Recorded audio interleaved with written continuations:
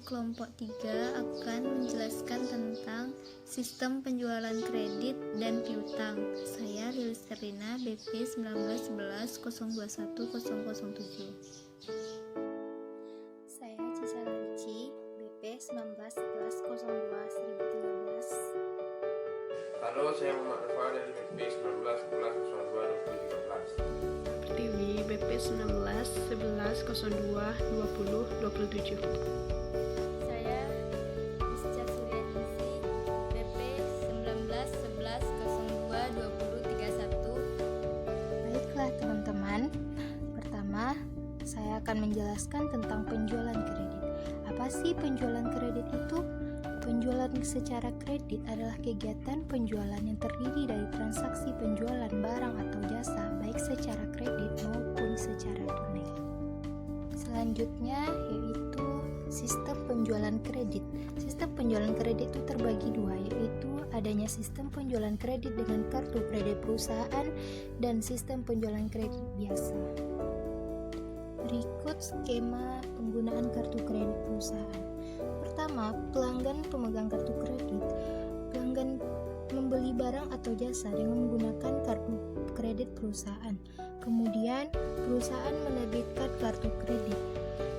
Dan secara periodik, perusahaan menerbitkan kartu kredit melakukan penagihan kepada pelanggan pemegang kartu kredit tersebut. Berikut fungsi terkait dengan penjualan kredit. Pertama, fungsi kredit, yang mana pemberian kartu kredit kepada pelanggan terpilih. Yang kedua itu fungsi penjualan, di mana fungsi penjualan ini bertanggung jawab melayani kebutuhan pelanggan atas barang. Yang ketiga fungsi gudang, yaitu menyediakan barang yang diperlukan oleh pelanggan.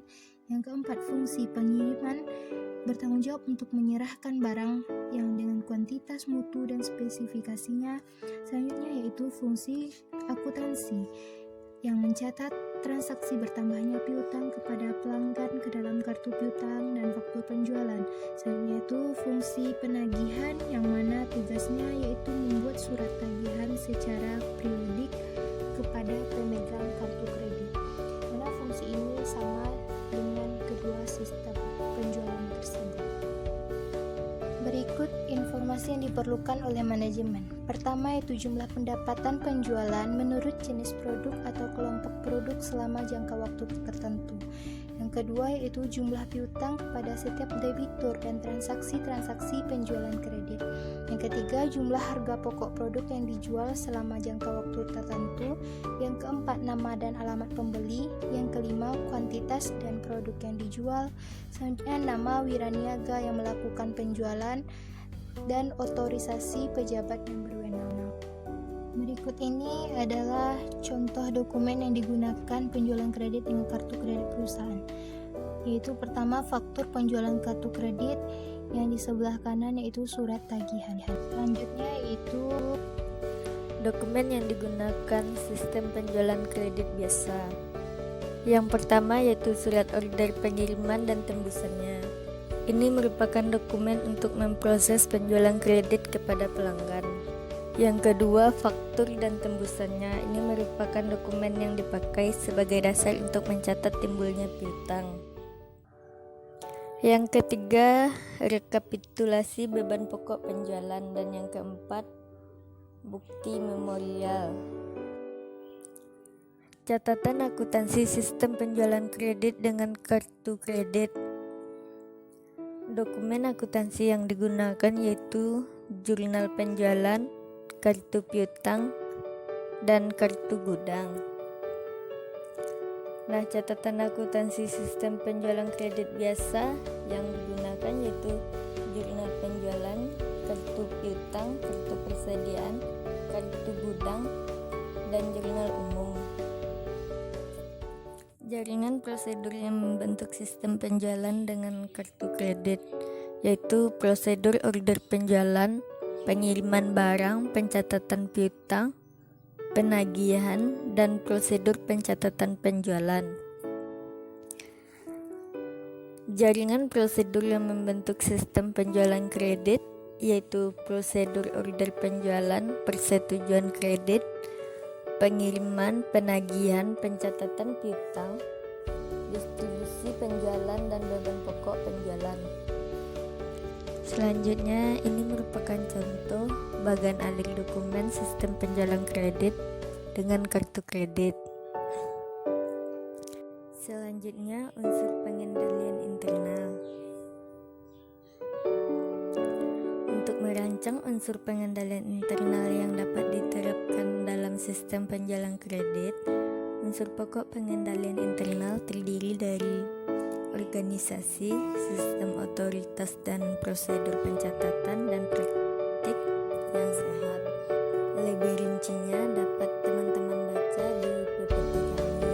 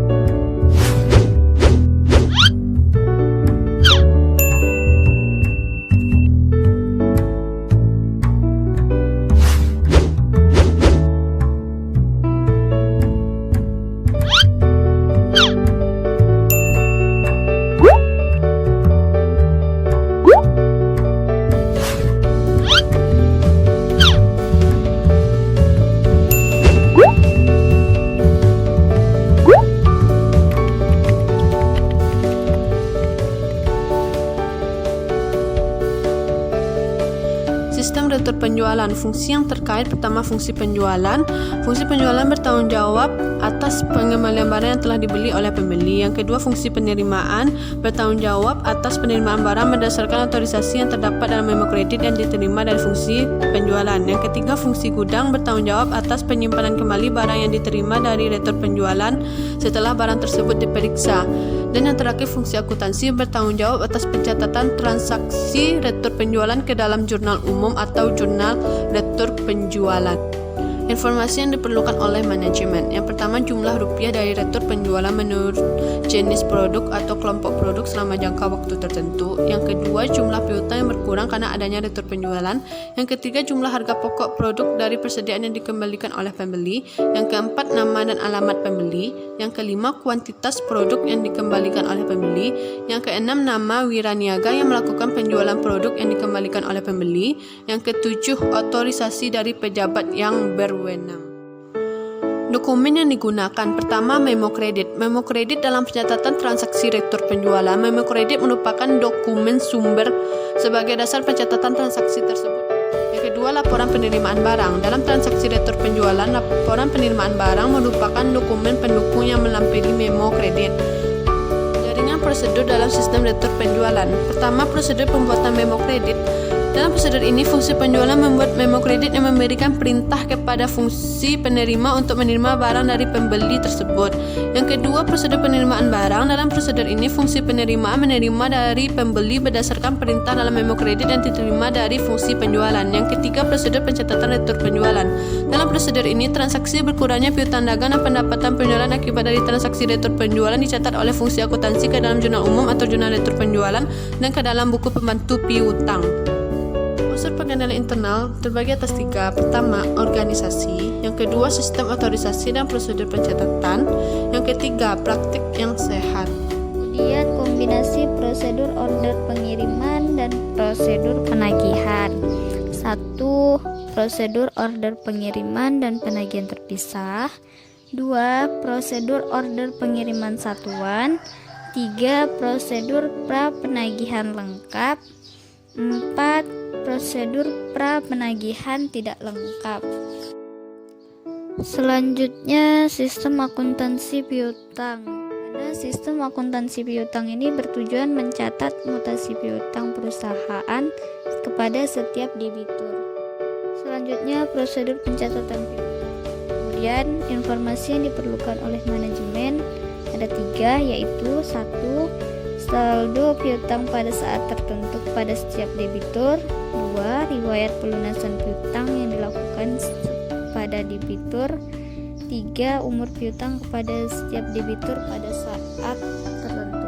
Dokumen yang digunakan untuk mencatat ke dalam kartu piutang itu ada 4. 1. Faktur penjualan, yaitu untuk mencatat piutang dari transaksi penjualan kredit. 2. Bukti kas masuk untuk mencatat berkurangnya piutang dari transaksi pelunasan piutang. 3. Memo kredit untuk mencatat return penjualan. 4. Bukti memorial untuk mencatat transaksi ke dalam jurnal umum. Pencatatan piutang ada 4. Yang pertama, metode konvensional. Postingnya dilakukan berdasarkan data yang dicatat dalam jurnal. Metode posting langsung itu ada 2. Metode posting harian dan metode posting periodik. Ketiga, metode pencatatan tanpa buku pembantu. Keempat, metode pencatatan piutang dengan komputer. Dan prosedur pernyataan piutang.